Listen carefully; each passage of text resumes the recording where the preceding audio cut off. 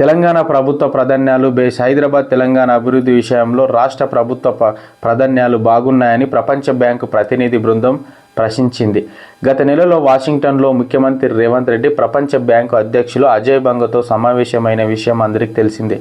ఈ నేపథ్యంలో తదుపరి చర్యల కోసం ప్రపంచ బ్యాంకు దక్షిణాసియా ప్రాంత ఉపాధ్యక్షులు మార్టిన్ రైజర్ నేతృత్వంలో కంట్రీ ఆపరేషన్ హెడ్ ఫాలఫ్రోసి అర్బన్ ఇన్ఫ్రా ప్రాజెక్టుల lead Natalia, digital development senior specialist Mahimapat Ray శనివారం హైదరాబాద్లో వచ్చారు. రాష్ట్ర సచివాలయంలో సీఎం రేవంత్ రెడ్డి వారు సమావేశమయ్యారు. పట్టణ మౌలిక వసతుల అభివృద్ధి, విద్య, వైద్యం, సాగునీటి రంగాలను తమ ప్రభుత్వం ప్రధానాంశాలుగా పెట్టుకున్నామని, ఆయా రంగాలలో తాము తీసుకున్న చర్యలు వారికి సీఎం విచారించారు.